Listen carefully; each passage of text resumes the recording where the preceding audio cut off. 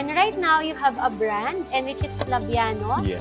And itong Flavianos na ito ay galing sa pangalan ng tatay mo, na which is naging inspiration mo. Bakit mo siya kinuha or ginamit yung pangalan ng tatay mo? Anong reason behind? Ito yan eh. Yung tatay ko kasi, mahilig kasi sa Bicol kasi, Miss Joyce, mahilig kami sa sili doon. Mahilig din kami sa pater na chicken. Ito yung, kasi siyempre sa islands, yung karne mo doon ay manok, no? At saka seafoods na. And then, yung ating, yung ating pinaka-the best na hindi na partner talaga natin, yung chili garlic. Yung tatay ko, mahilig magtanim ng ganon sa probinsya. Yung aming bukirin, pupuno niya yun. O, di bali nang liparin na ang bahay namin, wag lang yung mga sili niya. So, ibig sabihin, ang first product mo ba ay Chili garlic. Chili garlic. Okay. Sir Chris, pwede mo bang i-share yung mga products ng Flaviano sa ating mga viewers? Mga viewers, ito po yung aming products. Okay. Ang una-unang products po natin na in-innovate, ito po ay chili garlic. No? Gawa po ito, may coconut extract po ito, yung BCO po, Joyce. May kasama po ito. Ito po yung pinaka-na. Kung natikman niyo po ito, malinamnam, masarap, pwede na pang ulam. Hindi lang pang sauce, pang ulam pa. Wow. Yan. Ayan yung bestseller. Yes, bestseller po ito. May dalawang klase po ito, Miss Joyce. Ito po ay, wala yung malaki. No? So, may malaki din po niyan. And then pangalawa po, Miss Joyce, ito po yung aming chicken pastil. Ito yung authentic na chicken pastil na may 28 spices ang nilagay namin dito. So, ito po ay olive oil ang gamit. Hindi yung normal oil.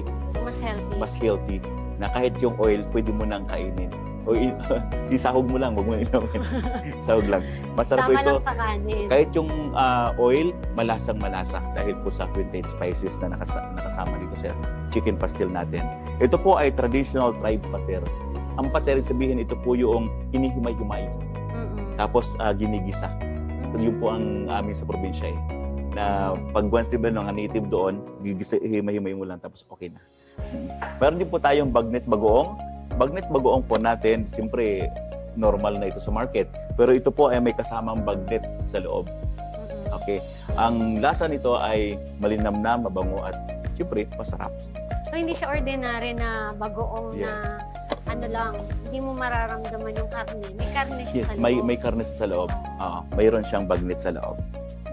Siyempre, yung ating juice natin, honeymancy juice, no sugar po ito. So, healthy siya. Healthy siya. Pure honey and calamansi lang ang nandito. So, nakita niyo po itong ating dandelion honey. Ito po ay napakamura lang. Hindi siya pit bottle, glass bottle po ang nandito. Kaya mas tumatagal po ito. 120 pesos lang ito. Mura na. Yes, bottle pa lang, presyo na ng juice mo. Panalo ka na sa Panalo. presyo. Ito na yun. Quality. 120 pesos lang yan. So, ito yung ating dandelion honey. Siyempre, pure honey po ito, no? Wild honey. Hindi po ito yung inalagaan mong bees, tapos nilagay mo dito yung kanyang yung honey niya. Ito po ay wild honey. Pinuhag po ito sa Mount Banahaw ng ating mga mga farmers. Ito yung ating. May dalawang klase tayo ng honey. Ito yung maliliit na honey. Ito yung lumilipad lang hanggang 5 meters. Ito yung stingless. Halo-halo na sila dito eh. And then, meron din tayong pukyutan. Ito yung malaking bees na may honeycomb sa loob. Yan, may honeycomb na. Nakakain din po yan. Yung honeycomb na nasa loob nito. May kasama na siya. Meron tayong mulido, siyempre, natural, sa probinsya, pag ikaw ay. Pero itong mulido po ito sa loob, baka maano po tayo, may ang bagong innovation kasi ito eh, may kasamang lime sa loob. Meron tayong cherries, naka-pouch, pang ano na po ito, pang chicha natin. Pero ito po ay fresh na cherries po ito, fermented lang. Kaya pag kinain mo siya, may buto pa siya, crunchy. Ito po yan. Then meron tayong kiwi. Yung kiwi na to ay dehydrated naman ito. So alam mo naman natin, may dates pa tayo pero wala tayong available ngayon kasi naubusan tayo ng stocks. Deliver tayo sa isang market. Malaki. And then, ito po yung aming new innovation. Pinagmamalaki pa natin ito. Proud na proud, Filipino made. Ito po yung santol. Santol po, ito yung in-strip na santol, yung balat mismo ng santol, hindi yung Kasi minsan, ano ba yung santol mo? Yung sinuntulan ba yan? Oo. Hindi po ito ginagataan. Oo. Ito po yung pwede pang chicha Oo. na naka-strip siya na ganyang kahaba, yung balat mismo ng santol, yung kinakayos namin, tapos pinerment natin, and then dehydrate natin, nilagyan natin ng stevia sugar, Mm-mm. yung nandito.